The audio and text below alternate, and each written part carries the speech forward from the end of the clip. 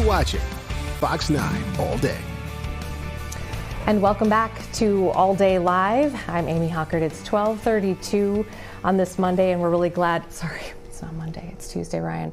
It's Tuesday. We're glad that you're with us. Ryan has validated and confirmed to me that it is indeed Tuesday.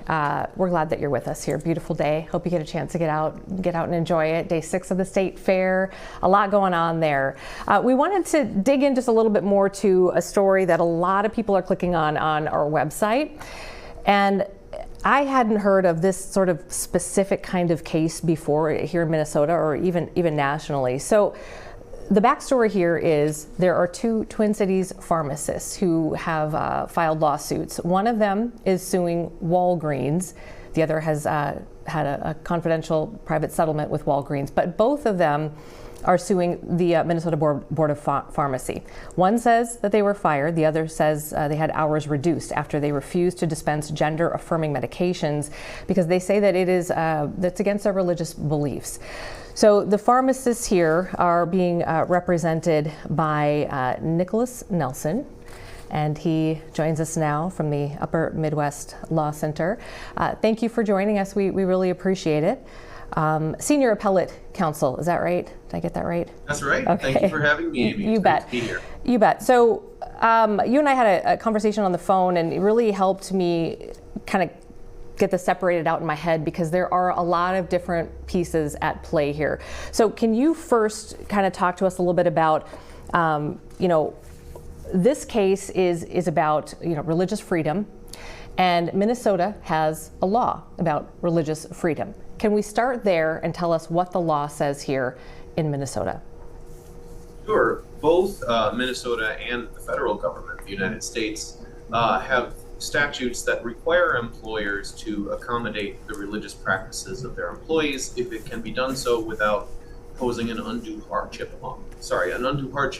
on the employer's business. So that is one of the statutes that's at play in this case. So what's the trouble here then? Because it seems like someone should be protected. We know that people sometimes ask for accommodations for time to pray, for different religious garments that they may want to wear. Why is there a struggle here? Right. This case is about the application of that statute and some other legal doctrines to the situation of a couple of pharmacists who have religious objections to dispensing drugs for the purpose of gender transitions. They were not telling people, no, you can't have these drugs. They were just handing the prescription to another pharmacist or otherwise making arrangements for the prescription to get filled. But Walgreens took the position, because Walgreens was where they were working. Walgreens told them, Minnesota law does not allow you to do that. The Minnesota Board of Pharmacy says, according to Walgreens, that you have to dispense these drugs. Our lawsuit says that's wrong, and that the Board of Pharmacy does not require that. The Minnesota law does not require that. But if it does, if Minnesota law does require that, our lawsuit says that that's unconstitutional. It violates the free exercise of religion required by the First Amendment and by the Minnesota Constitution. And so Walgreens was required to accommodate them in that way. Okay. Just trying to clarify here for people at home who are trying to follow, because it can be very, very confusing. There are a couple of different tiers here we're talking about. Walgreens is looking at the pharmacy board. So it seems to me like the microscope is a little bit more on the pharmacy board here right now. Can you take us back to conversations, or what was the process between the pharmacists and the pharmacy board? Did the pharmacists go to the board and say, what should we do here? And then what was the response from the board? Yeah, I mean, the dialogue started with the pharmacists, of course, telling Walgreens, hey, we'd like religious accommodations for this. Walgreens said, no, the Board of Pharmacy won't let us do that. And the pharmacists, their names are Rachel and Dora, essentially said, are you sure that's right? We thought that Minnesota law allowed for conscientious objections to this kind of thing. They went to the pharmacy and asked, they went to the Board of Pharmacy and asked about that and said, hey, are we allowed to object to this and pass off these prescriptions to other people? In the course of several letters back and forth, the Board of Pharmacy eventually basically said, well, we're not going to tell you. We're not going to give you advice about this. We'll handle it on a case-by-case basis.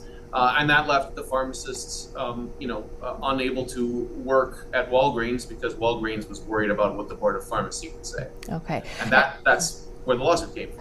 Okay. And I guess when you talk about case-by-case basis, I think about when you go to the pharmacy and you have a prescription and it's being filled, and the pharmacist might come to the little window and say, I see you're taking this and this, and I don't feel like this is a good combination. Or, maybe you've had that happen before where there's a judgment call in there. So is that why we're doing this kind of case by case? Because why isn't it just the law's the law? Yeah, I mean, that's something that ordinarily, of course, you go to a pharmacy and you just drop off your prescription and you get your medication. But we do rely on pharmacists for important things like, noticing contraindications or bad interactions between different prescriptions that you have. Pharmacists are professionals. They have doctoral degrees. They know a lot about different drug chemistry and biology and other things like that. So there definitely are judgment calls that pharmacists make all the time.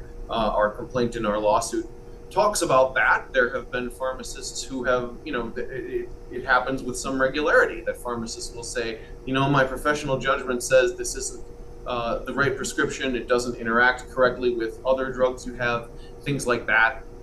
So this is not a situation where these pharmacists are saying, well, we have professional, these drugs won't work or anything like that. But they're seeking to have a similar accommodation made to say, well, in these circumstances, I don't feel like I can fill that prescription. I'd like to pass it off to another pharmacist. Okay, and yeah, so just to backtrack a little bit, the two pharmacists, Dr. Dora Ezkev-Bakai, Dr. Rachel Scott, these are the two pharmacists that we're talking about. And so Dr. Ezkev-Bakai is suing Walgreens, and then Dr. Scott, it sounds like, came to this confidential agreement, a resolution with Walgreens, but both are suing the state pharmacy board. So just to kind of clarify that. You bring up that point about, I can hand it over to Jane over here, and she can fill it. And I wonder if they're in a really rural area, if they're in a place where maybe there's not that second pharmacist, even in a metro area sometimes, might be a shortage. What would happen then if there really just isn't another person to fill it? Well, I don't think that's something that is going to come up for these particular pharmacists. In other situations, there may be some case by case that will happen. Of course, there are plenty of ways that prescriptions can get filled remotely, or that most pharmacies will have somebody else coming on duty. You can go to the next town. Or there may be situations where a pharmacist will have to say, an employer will have to say, you're the only one in this town. We really need someone who can distribute all the prescriptions. But again, I don't think that this case for Rachel and Dora is going to present that problem. Okay. Can we get back to the law for just a second here and talk precedents? You talked about state and federal precedents, and I think some people remember back in June as the Supreme Court was wrapping up and sending out kind of the last of their rulings. It seemed like they kind of doubled down on this. And then also statewide, statewise, what can you tell us about precedent and how that you may use that as you try this case?